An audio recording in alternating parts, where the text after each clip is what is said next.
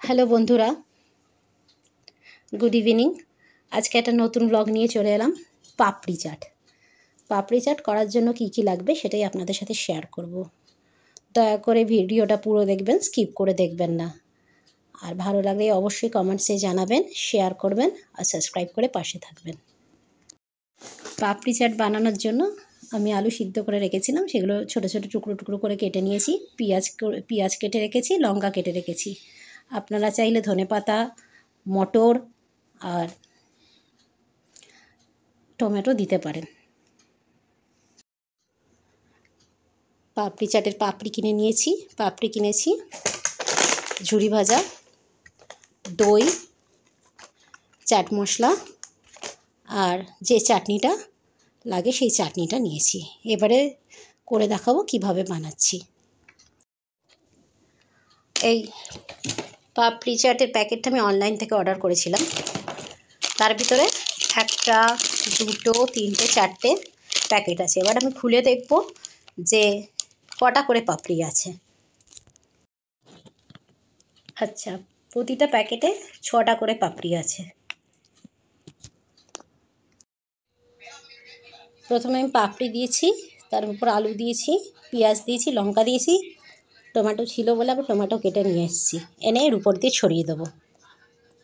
এইভাবে ডেকোরেট করতে হবে। এগুলো আমার সাজানো হয়ে গেছে। এবার আমি এর উপর দিয়ে নুন ছড়াবো। বিট নুন থাকলে আরও ভালো হয়, আমার কাছে যেহেতু বিট নুন নেই, আমি সাদা নুনই ইউজ করছি। দেখুন, নুন ছড়িয়ে দিচ্ছি সব কটাতে। এবার দেবো চাট মশলাটা।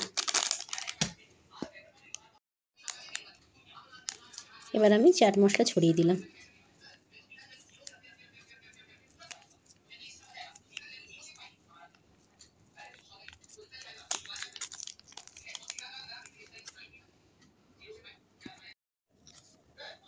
দই, এবার আমি ওপর দিয়ে দইটা দিয়ে দেবো। এরকম সুন্দর করে ছড়িয়ে দিতে হবে দইটা।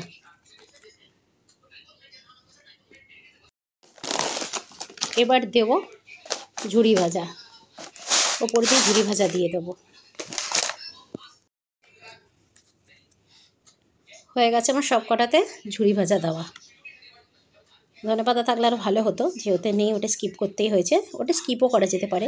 সন্ধ্যের সময় বাচ্চাদের জন্য এটা অনেক মুখরোচক খাবার, যেটা বাইরে খাওয়াটা আনহেলদি, ঘরে করেই সেটা খাওয়া যেতে পারে। আপনারাও অবশ্যই ট্রাই করবেন। এবার লাস্ট আমি দেবো যেটা ছাড়া চাট ভালোই লাগে না, সেই চাট মশলা। তো দিয়েছি, এটা চাট মশলা না, এটা হচ্ছে চাটনিটা।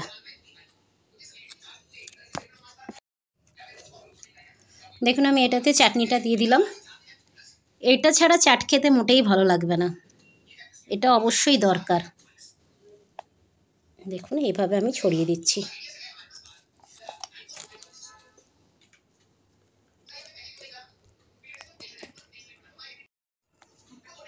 দেখুন, আমার হয়ে গেছে পাপড়ি চাট রেডি। একটাই কথা বলবো, যদি ভালো লাগে অবশ্যই লাইক করবেন, কমেন্টস করবেন, শেয়ার করবেন আর সাবস্ক্রাইব করে পাশে থাকবেন। আজকের মতন টাটা।